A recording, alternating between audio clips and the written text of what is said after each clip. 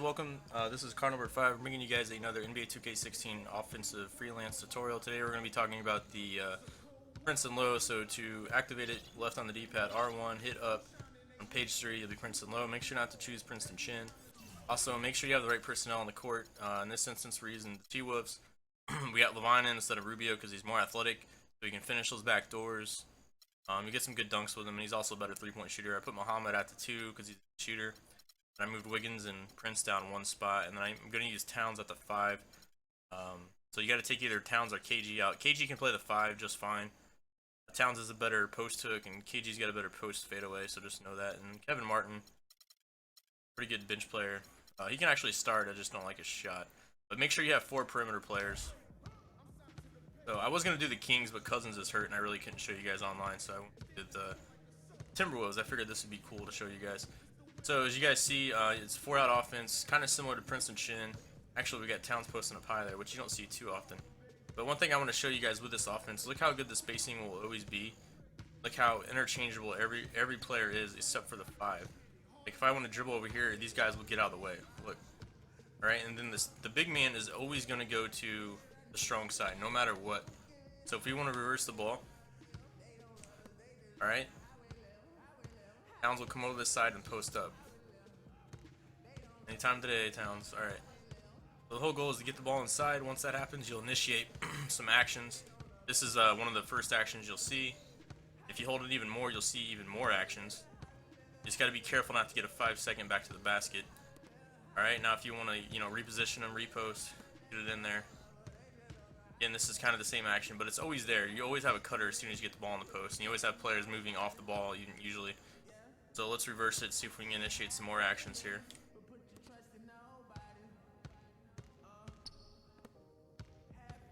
Just recognize how everyone keeps good spacing, everyone's interchangeable. Alright. So we should get Towns to come to this side. And your offense is going to center around big man, so you have to get him the ball to kind of initiate most of the actions. If he gets over here, wow, man. Alright. Again, we see this first cut. It's not there. You can hold it. You can just go to work if there's no double. I mean, that's essentially the whole point of the offense. Don't overcomplicate things. So we'll try to reverse it. Here we can get different actions. You see a backdoor there. You can hit Muhammad. And we'll see a down screen. Every now and then you'll see this down screen. A Towns can hit that shot. We'll see another down screen. Or you can do a handoff. So a lot of quick actions here. Nothing too complicated. It's more focused on everything initiates once you get the ball inside for the most part. So your point, I mean, it really doesn't even matter who you have at point guard. It's really what you want, good shooters out there and guys that can finish. That's really the most important thing. So if you make that pass, he'll do it down screen. If you dribble over, he'll just replace the guy. Downs will post up on that strong side. But you guys do see there is some good off-ball movement here. All right, so we're going to go into a online game, and I'm going to be using the T-Wolves and show you guys. It is a chess match. You want to know when to hurry up and go into shot, when you have position, how to feed your post players. You want to make sure you have good angles and whatnot. Don't overcomplicate this offense. You want to go to work in the post. If the cutters are there, you hit them. There's not as much room to hit the backdoor guys as the Princeton Chin. This is more focused on, low post offense. More so than, I mean, he does create down there, but it's not like he's a point forward or anything is what I'm trying to say. So we're going to get into some online gameplay, guys. I will see you in a minute. Alright guys, so we're about to get into the game here. Show you guys the matchups and my POEs. I think I choose feed the post, yeah, and I go average tempo. You can do patient tempo, either one works. Do neutral on defense. Getting POEs really don't matter as much because you're going to run through your big man anyways. It's the whole point of running Princeton low. These are the coach settings. You always want to make sure you choose to show your entire play art. That's really important. And lineup. Make sure you have the right lineup, guys. Like I said, you can only use KG at Towns at the 5 because you need 4 guys playing the perimeter. So I wanted to put Tayshaun at the 4, which created some mismatch problems for this guy actually. So we're about to get started. My opponent, this guy was pretty decent, I'll give him that. He played pretty straight up. He seemed like a pretty good sim baller. He was trying to get the ball in the post and whatnot. We had a little chess match going on. So this was a good game to show the Princeton low how you can use it, utilize it, and execute against quality opponents online.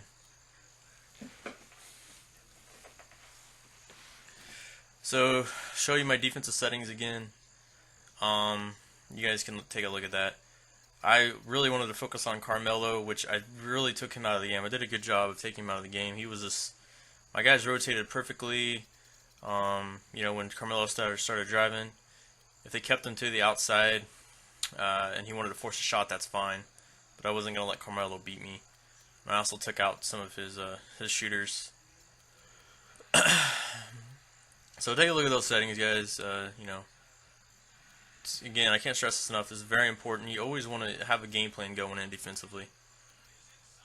So let's go and get started with the game. First play, go ahead and get my offensive strategy going. Let's see what we can do. Of course, we're going to try to go in with Anthony Towns. And look at that. We already have separation at the top of the key. You guys want to pick that up right away when you make that entry pass. And boom. That was there all day. That was actually a really effective play. I probably got that 4 or 5 times throughout the game. So I would say, you know, the one downfall to this offense was the guys started to pick up on it. You know, I wanted to get the ball inside. It kind of worked for me and against me at times. So that's, again, I can't stress enough. Have some set plays to run to mix it up. I didn't really need to. I mean, I could have ran a few plays, especially when you have a player like Wiggins. Alright, so here we go again. Let's try to get the ball inside, see what we can do. He kept bringing an extra defender. He wasn't trying to strip me, so I wasn't too worried about that. So I was just trying to get good positioning. So we kept, you know, kicking the ball in, then kicking it out. We finally got deep enough here to where I felt like I was comfortable doing a hook shot, especially with Karl Anthony Towns. And look what we get. Nice little baby hook. So we've already shown that early in the game. That's important. You want to show your opponents you're going to post up early in the game so they know that. For some reason, man, people do not like letting you post up on them. And you'll see it later in the game. It starts to pay off once you establish that low post. Again, do a little face up, you know, put my back to the basket, be patient. And then look at this. Too much help defense. Just by a simple kick out and a reversal. Look how, I mean, just look at all the things you can open up once you establish that low post. So I'll start bringing in guys that cheat over, so you always want to have, you know, full awareness of that opposite corner man. The Timberwolves have gone 3 of 4 from the field to start out the game. Alright, here we go. I tried to initiate a quick pick and roll to mix it up here. But what I noticed right here is, yeah, his power forward, he was using his power forward and he was cheating over already on the pick and roll. So I decided to kind of, you know, fake him out. I said I was going to drive and kick out the Prince because I figured, yeah, he was going to bring his guy over. And look at Prince, he's wide open. That's just an example of reading something in the defense and exploiting it, regardless of any freelance you're running. Again, I decided to go ahead and make the pass from the top. Figured I had good enough angle, and the wingman was covered. We got a good little hook shot there. We did miss, and that's actually in his hot spot. So that was a good look, though. If he's gonna let me do that the entire game, I'll do it. And here's an example of, you know, pushing the ball. Yet, even though I didn't score, I still created confusion and mismatches. And look at this. Look at his players are still out of position. I have 2 guys open right there. I go ahead and make a pass. He makes a crazy block here, but I still recovered. Once you have players just trying to block everything and out of position, you're more than likely going to get the rebound anyways.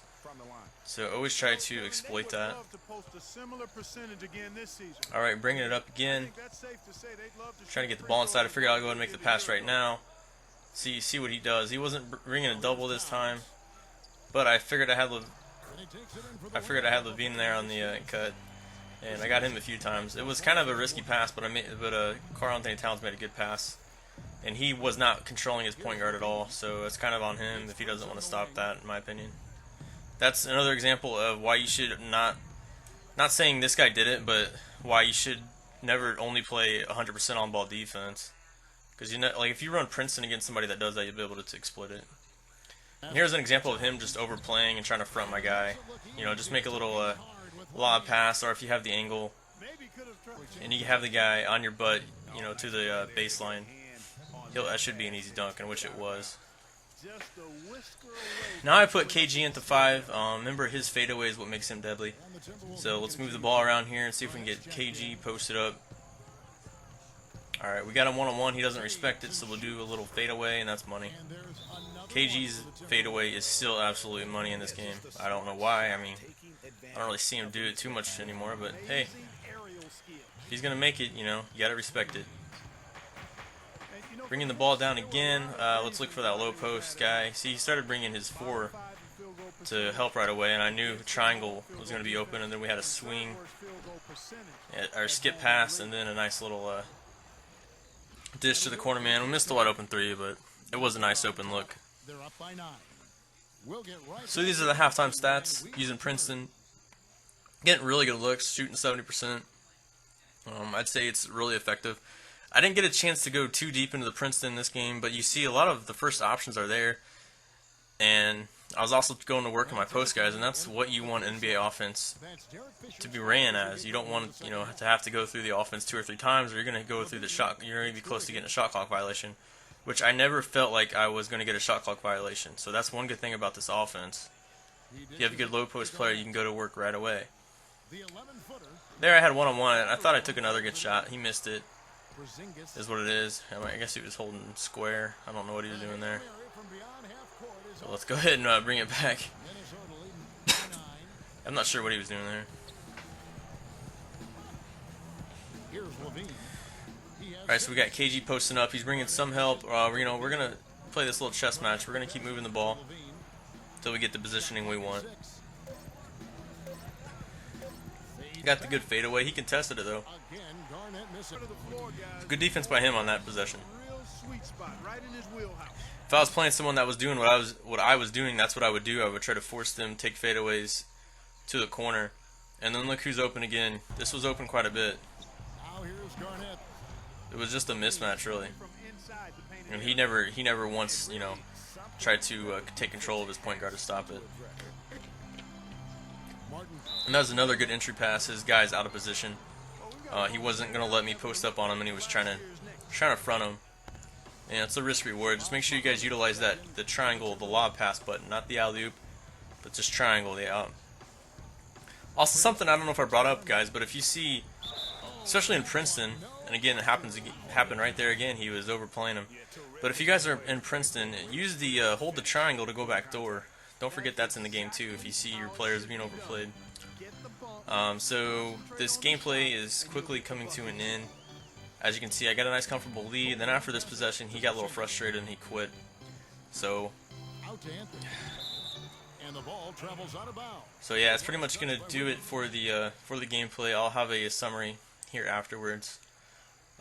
It worked really well, guys. I mean, I was kind of disappointed he quit because I wanted to finish the game and bring Karl Anthony Towns back in, but it is what it is. You're gonna run into people like that online.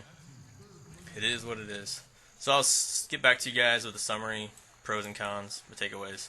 See you in a bit.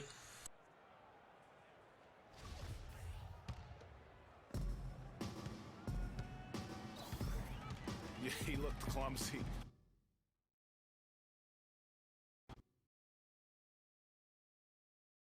Alright guys, so takeaways from this video. First of all, I hope you enjoyed it. I kind of wish I could have shown more of the offense, the offense's depth. Got into a little bit deeper into the play art, but unfortunately, sometimes when you're playing online, just, you know, that's how it works. One thing I do notice after I was watching the video, I didn't notice in the game, he wasn't trying to strip me, so I probably could have went a little bit deeper into the plays, but hey, that's okay. I still executed and it worked out. Takeaways, this is a really good offense. If you have any good low post player, you know, Anthony Davis, DeMarcus Cousins, Dwight Howard, whoever, guys. I mean, saw me run it with Karl Anthony Towns, who's not a great low post guy yet. I think he will be. But, you know, it still worked effectively, even though he only scored like twice in the post, and KG only scored maybe once on a fadeaway. This guy was overplaying, over-pursuing big time. So, it's a good offense, guys. You know, make sure you give it a try. One downside to it, I guess, is it kind of will get repetitive. So your opponents will pick up on it. Make sure you have a couple sets to mix up in there. Something that was really good about the offense was I never had any problems with shot clock issues because I knew what I wanted to do. I want to get the ball inside and score. That's the whole point of the offense, and I had quick actions once you got the low post entry. So that's pretty much going to do it for the video, guys. Let me know if you have any questions or critiques or whatever it may be. Make sure you like and sub if you guys want to see more NBA 2K tips and tutorials. This is Car Number 5 signing out. Peace.